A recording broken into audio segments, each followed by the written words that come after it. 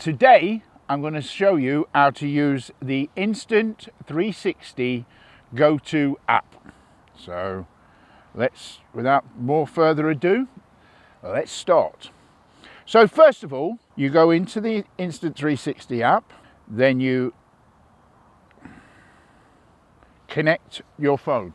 When your phone is connected to the app, as you can see, everything the camera sees, you see. Right, and within here you can set your modes. You've got video mode, which is just standard stabilization, but within that you can change the resolution from 1440 to 1080.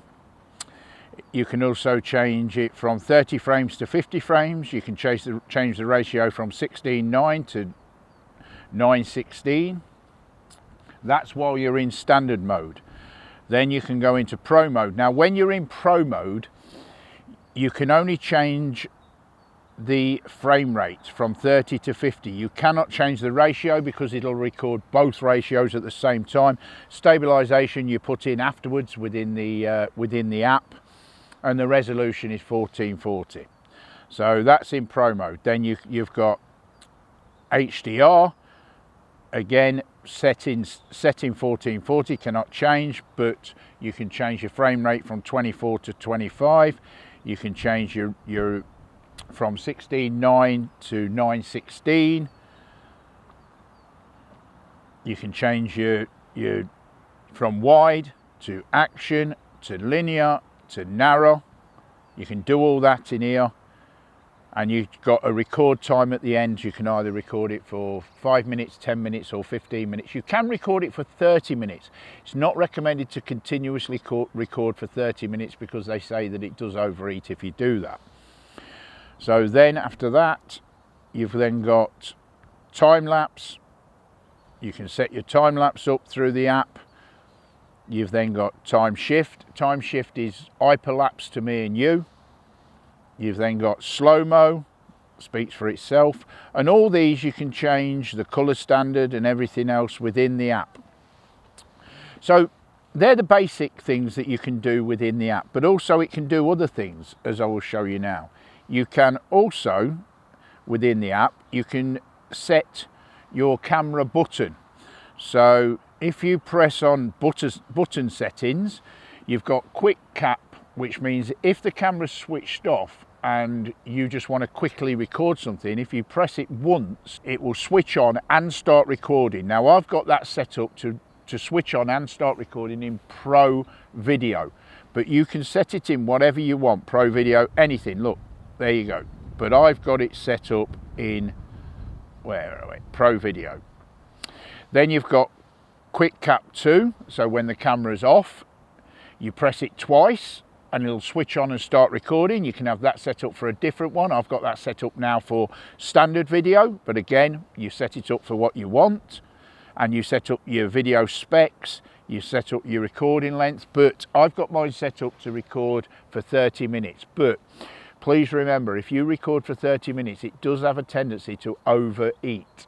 So it's not recommended. If you try to set it up for 30 minutes, it will actually come up with something here. I'll show you. Confirm, put it to 15, then you go to 30, and there you go. It comes up and says, please only use this mode in high speed conditions, i.e. on an FPV drone. Otherwise the camera may run hot when shooting continuously.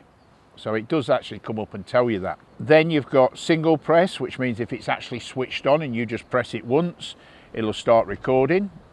Now that's not the record button, that's just the button next to the record button.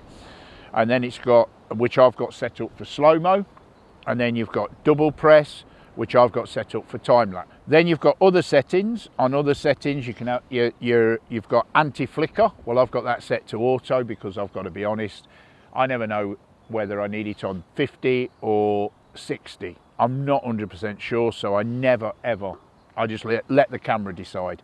Then you've got camera storage. That tells you how much is available, how much you're using.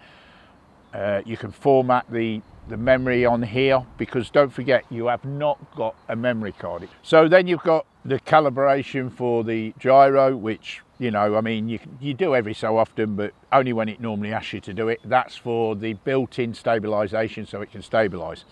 Going back to the camera, and you start recording, what this camera actually records, you can actually see. So, as you can see, well, there's my camera recording me. But everything, and also the beauty of this is that it's magnetic, so it'll stick anywhere, literally anywhere. So then when you've recorded, like I've just done, you can then go into it and play it back to check everything is okay. So as you can see, I'm not going to play it because as you can tell, the audio is not brilliant because the wind is absolutely terrible. So yeah, that's and also there you can trim, you can put face filters on it, you can add music, you can speed it up, you can do everything within this, you know, and then you can download it. Instantly download it straight onto YouTube. So you do all that from the app. So I hope you enjoyed that. I hope you understood it. Until the next time, take care.